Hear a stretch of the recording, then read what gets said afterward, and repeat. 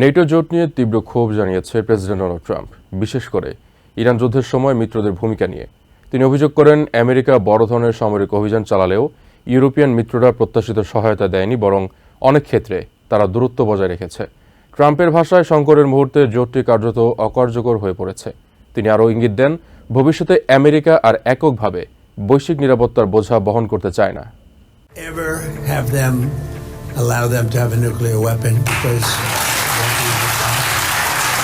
Iran যুদ্ধের সময় NATO ও European মিত্রদের ভূমিকা নিয়ে তীব্র সমালোচনা করেছেন ট্রাম্প। তার অভিযোগ, আমেরিকা বড় ধরনের সামরিক অভিযান চালালেও মিত্ররা প্রত্যাশিত সহযোগিতা দেয়নি। অনেক দেশ ঘাঁটি ও আকাশসীমা ব্যবহারের ক্ষেত্রে বাধা দিয়েছে। ট্রাম্পের ভাষায়, এই পরিস্থিতিতে নেটো কাগুজে বাঘ হিসেবে প্রমাণিত হয়েছে।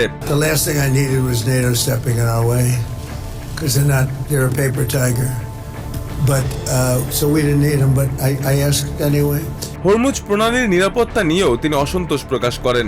তার মধ্যে ফ্রান্স, জাপান ও চায়নার মতো দেশগুলো যেহেতু এই পথ দিয়ে তেল নেয়, তাই নিরাপত্তার দায়িত্ব তাদেরই নেওয়া উচিত। আমেরিকার এককভাবে এই দায়িত্ব বহন করা উচিত নয়।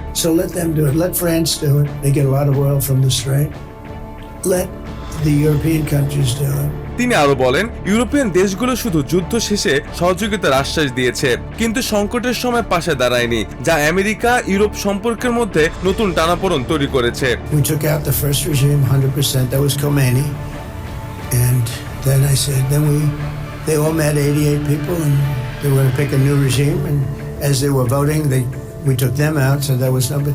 একই বক্তব্যে ট্রাম্প দাবি করেন, তার প্রশাসনের সামরিক পদক্ষেপের ফলে ইরানে কার্যত রেজিম পরিবর্তন ঘটেছে। তিনি বলেন, একাধিক নেতৃত্ব কাঠামো ভেঙে দেওয়া হয়েছে এবং নতুন নেতৃত্ব আগের তুলনায় কম কঠোর।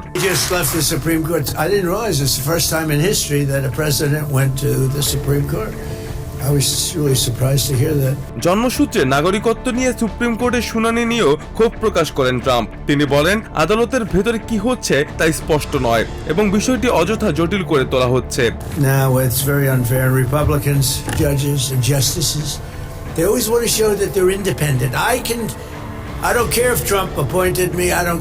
তিনি বিচার ব্যবস্থার সমালোচনা করে অভিযোগ করেন, ডেমোক্র্যাটদের মনোনীত বিচারপতিরা পক্ষপাত দুষ্ট, আর রিপাবলিকান মনোনীত বিচারপতিরা নিজেদের স্বাধীনতা দেখাতে গিয়ে অনেক সময় তার বিপক্ষে অবস্থান নেন।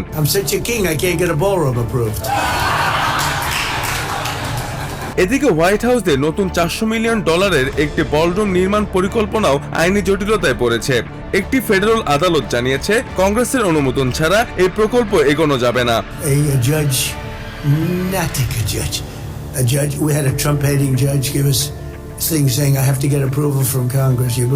একটি ঐতিহাসিক সংরক্ষণ সংস্থা অভিযোগ করেছে, ট্রাম্প তার ক্ষমতার সীমা ছাড়িয়ে পূর্ব দিকের উইং ভেঙে নির্মাণ কাজ শুরু করেছেন। আদালত প্রাথমিকভাবে নির্মাণ কাজ স্থগিত রাখার নির্দেশ দিয়েছে। ট্রাম্প এই নিয়ে কটাক্ষ করে বলেন, তাকে কংগ্রেসের অনুমতি নিতে বলা হয়েছে এবং বিচারককে তিনি ট্রাম্প বিরোধী বলে আখ্যা দেন।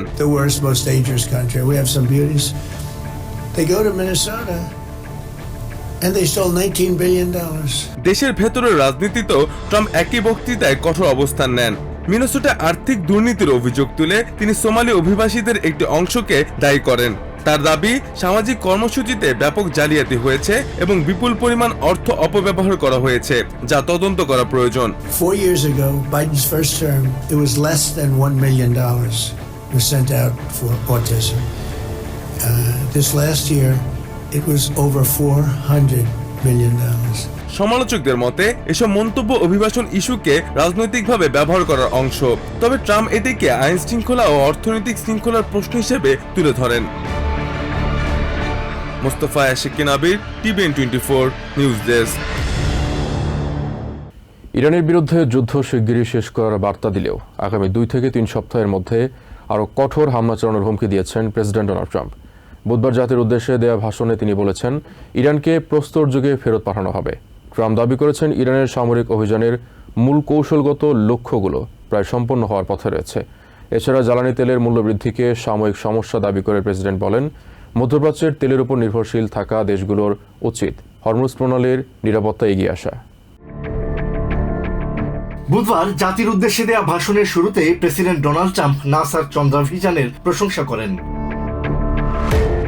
এরপর তিনি সরাসরি ইরান যুদ্ধের প্রসঙ্গে চলে যান এবং আবারও দাবি করেন মাত্র 1 মাসের ব্যবধানে আমেরিকা সেখানে অভাবনীয় বিজয় অর্জন করেছে। তার মতে ইরানের নৌবাহিনী বর্তমানে অস্তিত্বহীন এবং তাদের বিমান বাহিনী ধ্বংসস্তূপে পরিণত হয়েছে। ট্রাম্প বলেন, ইরানের সন্ত্রাসী শাসক গোষ্ঠীর অধিকাংশ নেতাই এখন মৃত এবং তাদের ক্ষেপণাস্ত্র উৎক্ষেপণ ক্ষমতা ও অস্ত্র কারখানাগুলো গড়িয়ে দেওয়া হয়েছে। প্রেসিডেন্ট ট্রাম্প তার বক্তব্যে ভেনেজুয়েলার সাথে যৌথ অংশীদারিত্বের বিষয়টিও উল্লেখ করেন। তিনি জানান, ভেনেজুয়েলার তেল উত্তোলনে আমেরিকা এখন গুরুত্বপূর্ণ ভূমিকা পালন করছে, যা মধ্যপ্রাচ্যের তেলের উপর নির্ভরতা থেকে মুক্তি দিয়েছে। ইরানের পারমাণবিক আকাঙ্ক্ষার বিষয়ে তিনি আবারও কঠোর হুঁশিয়ারি দিয়ে বলেন, কোন অবস্থাতেই ইরানকে পারমাণবিক অস্ত্র অর্জন করতে দেয়া হবে না। ইরানের সঙ্গে সাবেক প্রেসিডেন্ট বারাক ওবামার আমলের পারমাণবিক চুক্তি বাতিলের পদক্ষেপের বিষয়ে আবারও সাফাই গান ট্রাম্প। মধ্যপ্রাচ্যে আমেরিকার মিত্রদের ভূমিকার প্রশংসা করে ট্রাম্প জানান, ইরানের বিরুদ্ধে চলমান সামরিক অভিযানের লক্ষ্যের কাছাকাছি পৌঁছে গেছেন। জ্বালানি তেলের মূল্য বৃদ্ধির জন্য ইরানকে দায়ী করে তিনি বলেন, এটি একটি সাময়িক সমস্যা। বৈশ্বিক তেলের বাজারের স্থিতিশীলতা রক্ষার জন্য হরমুজ প্রণালীর নিরাপত্তায় অন্যান্য দেশকে দায়িত্ব নেওয়ার আহ্বান জানান ট্রাম্প। তিনি উল্লেখ করেন, সংশ্লিষ্ট দেশগুলো হরমুজ প্রণালীর সুরক্ষায় নেতৃত্ব দিলে প্রয়োজনে আমেরিকা সহায়তা করতে রাজি আছে। ইরানকে প্রস্তর যুগে ফেরত পাঠানোর হুমকি দিয়ে ট্রাম্প বলেন, আগামী 2 থেকে 3 সপ্তাহের মধ্যে সেখানে আরো কঠোর হামলা চালানো হবে। সবশেষে তিনি দেশের অর্থনীতি এবং শেয়ার বাজারের উন্নতির চিত্র তুলে ধরে জনগণকে আশ্বস্ত করেন, এই যুদ্ধের মাধ্যমে ভবিষ্যৎ প্রজন্মের জন্য একটি নিরাপদ ও শক্তিশালী আমেরিকা নিশ্চিত করা হচ্ছে। Asad real, TVN 24 news desk. President Donald ট্রাম্পের বক্তব্য ঘিরে নতুন করে বিতর্ক সৃষ্টি হয়েছে। তিনি দাবি করেছেন, ইরানের নতুন প্রেসিডেন্ট যুদ্ধবিরতির অনুরোধ করেছেন, তবে তেহরান দ্রুতই এই দাবি সম্পূর্ণ মিথ্যা ও ভিত্তিহীন বলে প্রত্যাখ্যান করেছে। এর মধ্যে সামাজিক মাধ্যমে আমেরিকার জনগণের উদ্দেশ্যে লেখা চিঠিতে ইরানের প্রেসিডেন্ট মাসুদ পেজেশকিয়ান বলেন, সাধারণ আমেরিকানদের সাথে তাদের কোনো শত্রুতা নেই। ইরানের নতুন প্রেসিডেন্ট যুদ্ধবিরতির আবেদন জানিয়েছেন। ট্রুথ সোশ্যালে এক পোস্টে এমনটাই দাবি করেছেন প্রেসিডেন্ট ডোনাল্ড ট্রাম্প। ট্রাম্পের মতে বর্তমান ইরানি নেতৃত্ব আগের চেয়ে অনেক বেশি বুদ্ধিমান এবং কম কট্টর। তবে তিনি হুঁশিয়ারি দিয়ে তার পোস্টে বলেন, হরমুজ প্রণালী সম্পূর্ণ উন্মুক্ত এবং নিরাপদ না হওয়া পর্যন্ত ইরানের উপর হামলা অব্যাহত থাকবে। তবে ট্রাম্পের এই দাবিকে মিথ্যা ও ভিত্তিহীন বলে নাকচ করেছে তেহরান। বর্তমান পরিস্থিতির বিশ্লেষণ করতে গিয়ে মধ্যপ্রাচ্য বিষয়ক বিশেষজ্ঞ ফাওয়াজ গেরগেস জানান, শীর্ষ নেতাদের ধারাবাহিক হত্যাকাণ্ডের পর তেহরান এখন খণ্ডিত পরিস্থিতির মধ্য দিয়ে যাচ্ছে। প্রেসিডেন্ট ট্রাম্পের ক্রমাগত হুমকি এবং হরমুজ প্রণালীর ওপর ইরানের নিয়ন্ত্রণ প্রসঙ্গে ফাওয়াজ গেরগেস মনে করেন, এই যুদ্ধে ট্রাম্প আসলে নিজের শক্তিশালী অবস্থান হারিয়েছেন। এদিকে ইরানের প্রেসিডেন্ট মাসুদ পেজেশকিয়ান সামাজিক মাধ্যমে আমেরিকার জনগণের উদ্দেশ্যে লেখা এক চিঠিতে বলেছেন, সাধারণ আমেরিকান নাগরিকদের প্রতি তার দেশের কোনো শত্রুতা নেই। একই সাথে তিনি ওয়াশিংটনের বিরুদ্ধে ইরানের ভাবমূর্তি বিকৃত করার অভিযোগ তুলেছেন। বুধবার সামাজিক মাধ্যমে পোস্ট করা এই চিঠিতে পেজেশকিয়ান বলেন, ইরানকে হুমকি হিসেবে চিত্রায়িত করা ঐতিহাসিক বাস্তবতা বা বর্তমান তথ্যের সাথে সঙ্গতিপূর্ণ নয়। তিনি আরো যোগ করেন, ইরানের পদক্ষেপগুলো আত্মরক্ষার উপর ভিত্তি করে নেওয়া। এই বিষয়ে আল জাজিরার তেহরান প্রতিনিধি আলী হাশেম জানান, আমেরিকার জনগণের কাছে সরাসরি পৌঁছানোই এখন ইরানি প্রশাসনের মূল লক্ষ্য। 80 দশকের তিক্ত অভিজ্ঞতা থেকে বর্তমান সংঘাতকেও চাপিয়ে দেওয়ার যুদ্ধ হিসেবে অভিহিত করেছে তেহরান। এর মাধ্যমে তারা আমেরিকার জনমত ও ট্রাম্প প্রশাসনের মধ্যে একটি মনস্তাত্ত্বিক দূরত্ব তৈরির চেষ্টা করছে বলে মনে করেন আলী হাশিম। এদিকে মঙ্গলবার ইরানের ইসলামিক রিপাবলিক দিবস উপলক্ষে দেয়া এক বার্তায় দেশটির সুপ্রিম লিডার আমেরিকা ও ইসরায়েলের কঠোর সমালোচনা করেন। মোস্তফা খামেনি অভিযোগ করেন, এই দুই দেশ মানবতা, নৈতিকতা বা জীবনের কোনো সীমানারই তোয়াক্কা করছে না। চিঠিতে মিনাব শহরে স্কুলের হামলার ঘটনায় তীব্র নিন্দা জানান তিনি। খামেনি আরো যোগ করেন, ইরানিরা তাদের দেশের মাটিতে আশার বীজ বপন করবে, যাতে প্রতিটি চারাগাছ আগামী বছরগুলোতে একটি মহৎ এবং ফলবৃক্ষে পরিণত হয়। মোস্তফা আশিকিন আবির, টিভিএন 24 নিউজ ডেস্ক। জন্মসূত্রে নাগরিকত্ব বাতিলে প্রেসিডেন্টের নির্বাহী আদেশের বিরুদ্ধে সুপ্রিম কোর্টের বাইরে বিক্ষোভ সমাবেশ অনুষ্ঠিত হয়েছে। বিক্ষোভকারীরা ট্রাম্প বিরোধী নানা প্ল্যাকার্ড হাতে নিয়ে সংবিধানের 14th সংশোধনের অধিকার বহাল রাখার দাবি জানান। ট্রাম্পের আদেশকে অসাংবিধানিক হিসেবে আখ্যা দিয়ে ক্ষোভ জানান তারা। জন্মসূত্রে নাগরিকত্ব সীমিত করতে প্রেসিডেন্ট ডোনাল্ড ট্রাম্পের নির্বাহী আদেশের বৈধতা নিয়ে বুধবার সুপ্রিম কোর্টে যখন শুনানি চলে তখন আদালত ভবনের বাইরে জড়ো হন অসংখ্য বিক্ষোভকারী। আমেরিকার নাগরিক নন এমন বাবা মায়ের সন্তানদের জন্মসূত্রে নাগরিকত্ব অস্বীকার করার এই নির্বাহী আদেশের বিরুদ্ধে প্রতিবাদ জানাতে এই বিক্ষোভ অনুষ্ঠিত হয়। Immigrants are under attack. What do we do? Immigrants are under attack. What do we do? বিক্ষোভের শুরু থেকে ড্রামের তালে তালে মুখরিত হয়ে ওঠে সুপ্রিম কোর্ট এলাকা। প্রতিবাদকারীদের অনেকের হাতেই ছিল ট্রাম্প বিরোধী প্লাকার্ড, যেখানে লেখা ছিল জন্মসূত্রে নাগরিকত্ব রক্ষা করো এবং সবার জন্য এক আর একের জন্য সবাই। কোন কোন প্লাকার্ডে সরাসরি দাবি তোলা হয় ট্রাম্পকে এখনই যেতে হবে।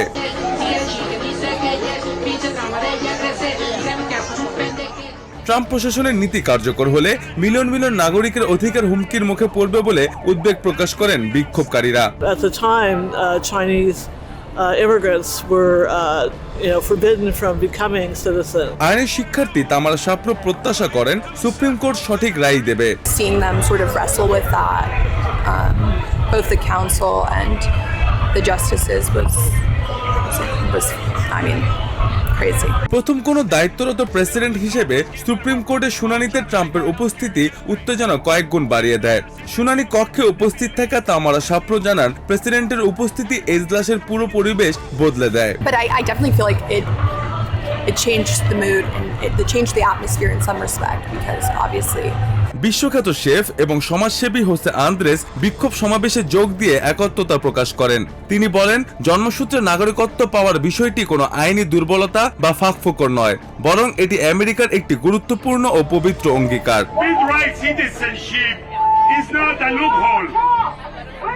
It is a promise. A promise that if you are born here, you belong here. 21 শতকে আমেরিকান স্বপ্নের প্রকৃত মানে বোঝাতে গিয়ে আন্দ্রেস সতর্ক করে বলেন শিশুদের কাছ থেকে এই অধিকার কেড়ে নেওয়ার অর্থ হলো ভবিষ্যতের কণ্ঠস্বরগুলোকে চিরতরে বন্ধ করে দেওয়া। That we work hard to make sure that everyone has the same rights as my daughter did, the same opportunities that we want for our own children. Mustafa Ashikin Abir, TVN 24 news desk. This amazing country. New ইয়র্কের ব্রুকলিনে বন্দুক হামলার ঘটনায় 7 মাস বয়সী এক কন্যা শিশু নিহত হয়েছে। পুলিশ জানিয়েছে ঘটনার কয়েক ঘন্টার মধ্যেই একজন সন্দেহভাজনকে হেফাজতে নেওয়া হয়েছে। পুলিশের তথ্য অনুযায়ী অভিযুক্ত ব্যক্তি একটি মোটরবাইকের পেছনে বসেছিল এবং সেখান থেকে গুলি চালায়। এ সময় ওই শিশু তার বাবা মায়ের সঙ্গে স্ট্রলারে ছিল। গুলিটি লক্ষ্যভ্রষ্ট হয়ে শিশুটিকে আঘাত করে। মোটরবাইক চালককে খুঁজছে police. This afternoon at approximately 1:21 p.m., the 911 call center started receiving several 911 calls from the vicinity. ঘটনা দুপুর প্রায় 1:15 ঘটে এবং সিসিটিভি ক্যামেরায় ধরা পড়ে। পুলিশ জানায় মোটরবাইকটি হামবোল্ট স্ট্রিটে উল্টো পথে দ্রুত গতিতে চলছিল। হামবোল্ট ও মুর স্ট্রিটের মোড়ে পৌঁছালে পেছনে বসা ব্যক্তি একটি ডেলির সামনে দাঁড়িয়ে থাকা কয়েকজন প্রাপ্তবয়স্ক এবং ওই শিশুর দিকে গুলি ছোড়ে। এরপর মোটরবাইকটি দ্রুত পালিয়ে যাওয়ার সময় একটি বিপরীত দিক থেকে আসা গাড়ির সঙ্গে ধাক্কা খায়। Investigators have recovered video showing the suspects drive their moped out of 24 Humboldt Street in the Bushwick houses just minutes. শিশুর বাবা তাকে দ্রুত উডহাল হসপিটালে নিয়ে যান। সেখানে চিকিৎসকেরা তাকে মৃত ঘোষণা করেন। নিহত শিশুর নাম কাউরি পেটারসন মুর। তার বাসা ছিল ব্রুকলিনের ক্লিন্টন হিল এলাকায়, ঘটনাস্থল থেকে প্রায় 2 মাইল দূরে। I am grateful for the NYPD's continued work. এই হামলার পেছনের কারণ বা প্রকৃত লক্ষ্য কে ছিল তা এখনও স্পষ্ট নয়। বুধবার সন্ধ্যা পর্যন্ত আটক ব্যক্তির বিরুদ্ধে আনুষ্ঠানিক অভিযোগ গঠন করা হয়নি এবং তার নামও প্রকাশ করা হয়নি। Argus video recovered at the scene showed 2 males on a moped driving northbound on Humboldt Street against traffic. Police commissioner Jessica Tisch এই ঘটনায় গভীর শোক প্রকাশ করে বলেন, একজন মা হিসেবে এমন বেদনা কল্পনা করাও কঠিন। নিউ ইয়র্ক সিটিতে লক্ষ্যভ্রষ্ট হওয়া গুলিতে শিশু নিহত হওয়ার ঘটনা খুবই বিরল। তবে 2022 সালে ব্রঙ্কসে 11 মাস বয়সী এক শিশুও একই ধরনের ঘটনায় নিহত হয়েছিল। No declaration strong enough to lift the grief they are now forced to carry. No embrace wide enough to heal the hole that has been left in their lives.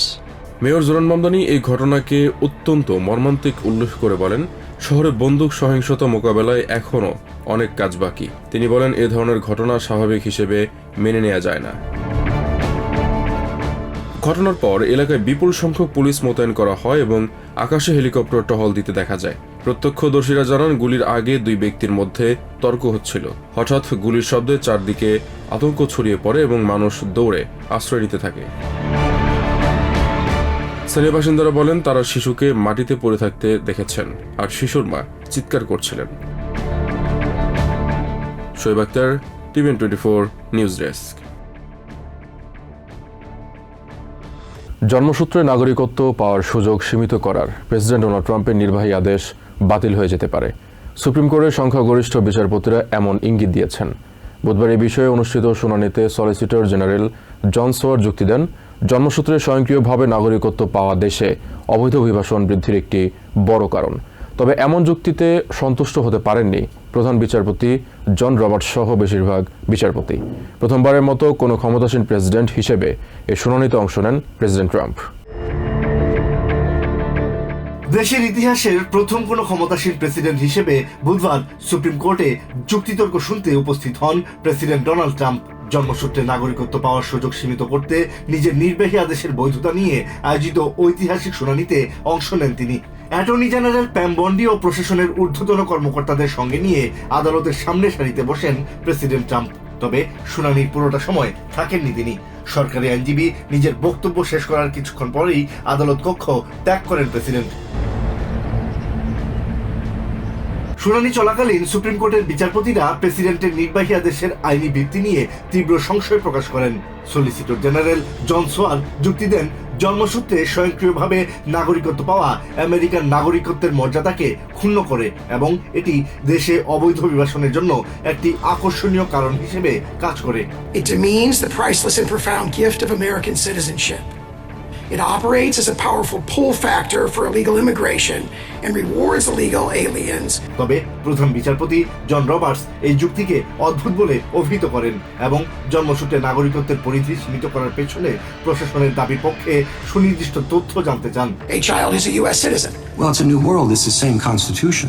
প্রগতিশীল বিচারপতি এলিনা ক্যাগান মন্তব্য করেন, ট্রাম্প প্রশাসনের ব্যাখ্যা সংবিধানের সাথে সামঞ্জস্যপূর্ণ নয়। But as far as I can tell, at the time of the 14th, you're using some pretty obscure sources to get to this concept. মামলার বাদীপক্ষ আমেরিকান সিভিল লিবার্টিস ইউনিয়ন আকলুর আইনজীবী ও সংস্থাটির national legal director Cecilia Wang বলেন, চতুর্দশ সংশোধনীর সুনির্দিষ্ট ও সুস্পষ্ট নীতি দেশের বিকাশ ও সমৃদ্ধিতে অবদান রেখেছে। প্রেসিডেন্ট ট্রাম্পের নির্বাহী আদেশটি কার্যকর হলে দেশের বহু আইন অর্থহীন হয়ে পড়বে এবং মিলিয়ন মিলিয়ন আমেরিকানের নাগরিকত্বই প্রশ্নের মুখে পড়বে বলে উল্লেখ করেন তিনি।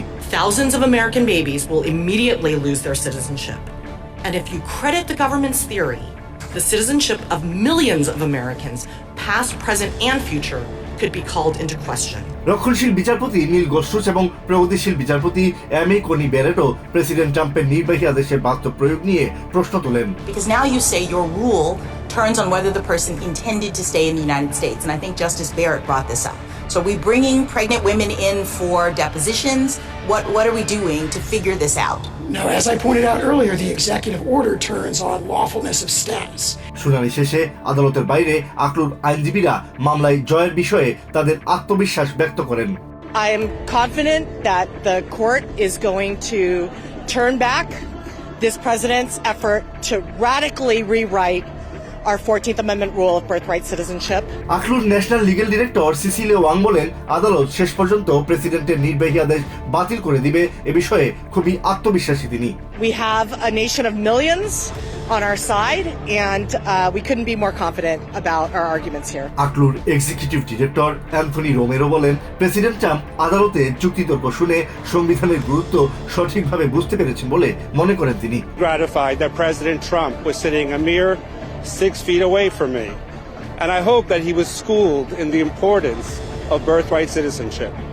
I am confident that we will win this case. Romero বলেন, সংবিধানের চতুর্দশ সংশোধনীর মাধ্যমে যে নিয়ম 150 বছর ধরে চলে আসছে তা পরিবর্তনের ক্ষমতা কোনো প্রেসিডেন্টের নেই। Future of this country will be determined by our constitution, by our civil rights statutes, and not by the whim of a president who wishes to wipe away hundreds of years of president. এদিকে president Donald Trump শুনানি শেষে নিজের সামাজিক মাধ্যম truth সোশ্যালে দেয়া এক পোস্টে আমেরিকাকে বিশ্বের একমাত্র নির্বোধ দেশ হিসেবে উল্লেখ করেন যারা জন্মসূত্রে নাগরিকত্বের অনুমতি দেয়। যদিও পিউ রিসার্চ সেন্টারের তথ্য মতে বিশ্বের 33টি দেশে এই নীতি চালু রয়েছে। গত বছরের 20 জানুয়ারি দ্বিতীয় মেয়াদে প্রেসিডেন্টের দায়িত্ব নেওয়ার প্রথম দিনেই জন্মসূত্রে নাগরিকত্ব পাওয়ার সুযোগ সীমিত করার লক্ষ্যে নির্বাহী আদেশটি জারি করেন ট্রাম্প। আগামী জুনের শেষ দিকে সুপ্রিম কোর্ট এ বিষয়ে চূড়ান্ত রায় দেবে বলে আশা করা হচ্ছে। Asad real, TVN 24 news desk. দীর্ঘ 54 বছর পর প্রথমবারের মতো মনুষ্যবাহী কোনো মহাকাশযান চাঁদের উদ্দেশ্যে রওনা হয়েছে। বুধবার সন্ধ্যায় ফ্লোরিডার কেনেডি স্পেস সেন্টার থেকে 4 নভোচারীকে নিয়ে যাত্রা শুরু করে নাসার আর্মিটিজ 2 মহাকাশযান। 4 নভোচারীর মধ্যে 3 জন আমেরিকান এবং 1 জন কানাডিয়ান। 10 দিনের এই মিশনটি মূলত 2028 সালে চাঁদে পুনরায় মানুষের অবতরণের একটি মহড়া, যা মহাকাশ গবেষণার ইতিহাসে এক নতুন যুগের সূচনা করেছে।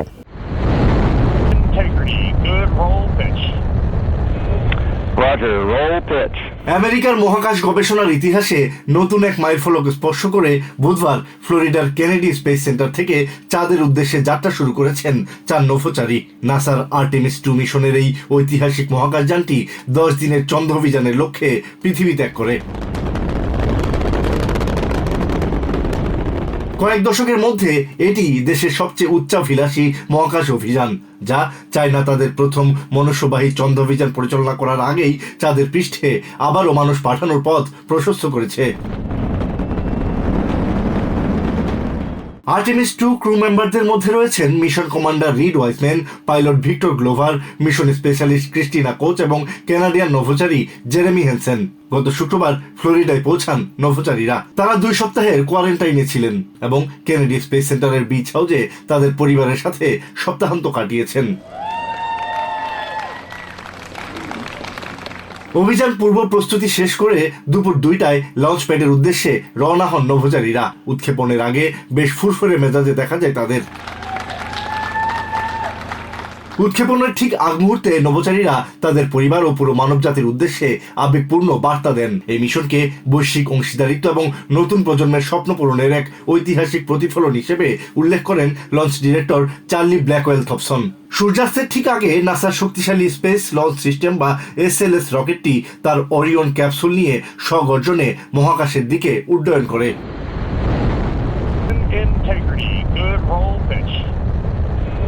322 ফুট উচ্চতার রকেটটি যখন কেনেডি স্পেস সেন্টারের প্যাড থেকে উপরে উঠতে শুরু করে, তখন পেছনে এক বিশাল ধোঁয়ার কুণ্ডলী রেখে যায়। এটি সেই একই স্থানের সন্নিকটে অবস্থিত যেখান থেকে অর্ধ শতাব্দী আগে অ্যাপোলো মিশনের নভোচারীরা চাঁদে গিয়েছিলেন। আর্টেমিস 2 মিশনের এই নভোচারীরা মহাকাশের সবচেয়ে গভীরে পৌঁছানোর রেকর্ড গড়তে যাচ্ছেন। উড্ডয়নের 3.5 ঘন্টা পর ওরিয়ন ক্যাপসুলটি রকেটের উপরের অংশ থেকে আলাদা হয়ে যায়।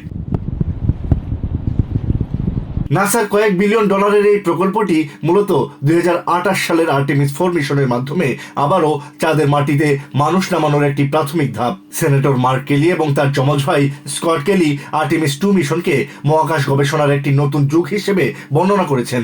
তারা দুজনেই নাসার নভোচারী ছিলেন। তাদের মতে আর্টেমিস 2 অভিযান ভবিষ্যতে চাঁদের দীর্ঘমেয়াদী বসবাস এবং মঙ্গল অভিযানের পথ প্রশস্ত করবে। Asad real, TVN 24 news desk. New York international auto শোতে বড় গাড়ি নির্মাতা প্রতিষ্ঠানগুলো তাদের নতুন প্রজন্মের যানবাহন উন্মোচন করেছে। দেশে ইলেকট্রিক গাড়ির চাহিদা কিছুটা কমে গেলেও এবং সরকারি প্রণোদনা বন্ধ হওয়ায় বাজারে চাপ তৈরি হলেও নির্মাতারা ভবিষ্যতের প্রযুক্তির দিকেই মনোযোগ ধরে রেখেছে। বুধবার অটো শোতে বিভিন্ন ব্র্যান্ড তাদের নতুন মডেল প্রদর্শন করে। এতে ইলেকট্রিক, হাইব্রিড এবং গ্যাস চালিত সব ধরনের গাড়ি রাখা হয়েছে। নির্মাতারা বলছেন, বাজারে অনিশ্চয়তা থাকলেও দীর্ঘমেয়াদে ইলেকট্রিক যানবাহনই মূল চালিকা শক্তি হবে।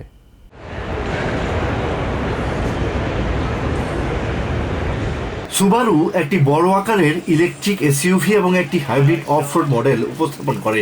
কোম্পানির আমেরিকা শাখার প্রেসিডেন্ট ও সিইও জেফ ওয়াল্টার্স জানান তারা এমন গাড়ি তৈরি করতে চান যা শহরের দৈনন্দিন ব্যবহার থেকে শুরু করে দীর্ঘ ভ্রমণ সব ক্ষেত্রেই উপযোগী। Today at the New York Auto Show, we were proud to introduce 2 brand new all vehicles. We introduced an all new electric vehicle, the Subaru Getaway. কিয়া জানায় তারা নতুন একটি কম দামি ইলেকট্রিক মডেল বাজারে আনবে, পাশাপাশি গ্যাস ও হাইব্রিড সংস্করণও থাকবে। কিয়া আমেরিকার কর্পোরেট কমিউনিকেশনস প্রধান জেমস বেল বলেন বৈশ্বিকভাবে ইলেকট্রিক গাড়ির ভবিষ্যৎ নিশ্চিত, যদিও আমেরিকায় কিছুটা ধীরগতি দেখা যাচ্ছে। So we're excited to have this new Seltos being on the market later this year with a gasoline-powered engine, and then a little bit later this year, an electric version, or I should say a hybrid version. 100 president ও CEO Jose Manoj বলেন hybrid গাড়ির চাহিদা দ্রুত বাড়ছে এবং company উৎপাদন বাড়ানোর চেষ্টা করছে। We have increased our sales of hybrid many months and many quarters north of 60%. Cox অটোমোটিভের এক্সিকিউটিভ অ্যানালিস্ট এরিন কিটিং বলেন বাজারে অনিশ্চয়তা থাকলেও ধীরে ধীরে ক্রেতাদের আগ্রহ ইলেকট্রিক গাড়ির দিকে বাড়ছে।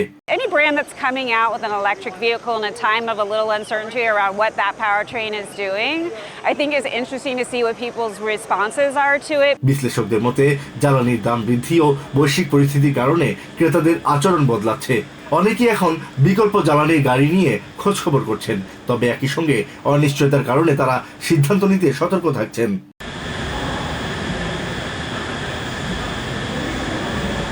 নির্মাতারা বলছেন তারা electric, hybrid, plug in hybrid এবং উন্নত গ্যাস চালিত সব ধরনের প্রযুক্তি একসঙ্গে এগিয়ে নিচ্ছে, যাতে বাজারের পরিবর্তনের সঙ্গে দ্রুত মানিয়ে নেওয়া যায়। You know, I think that again, at the end of the day, the American consumer loves their larger vehicles. So the more gas efficient a car can be, whether it's hybrid, whether it's just a way more efficient vehicle these days for gas, or if it's an electric vehicle, I think we're going to still see customers gravitate towards what they want from a utility perspective for a vehicle. But certainly we've seen a surge in cars. So Honda, Toyota, they're doing well with their sedans and cars. আমেরিকায় electric গাড়ির বাজার সম্প্রতি চাপের মুখে পড়েছে। $7,500 tax সুবিধা বন্ধ হওয়ার পর বিক্রি কমে গেছে। 2025 সালে মোট বিক্রির প্রায় 9.6% ছিল ইলেকট্রিক গাড়ি, যা সাম্প্রতিক 3 মাসে নেমে এসেছে প্রায় 6.5%। 2022 সালের শুরুর পর যা সর্বনিম্ন। Asad real, TVN 24 news desk. New York থেকে সম্প্রচারিত TVN 24 টেলিভিশন বিশ্বজুড়ে বাঙালির কণ্ঠস্বর।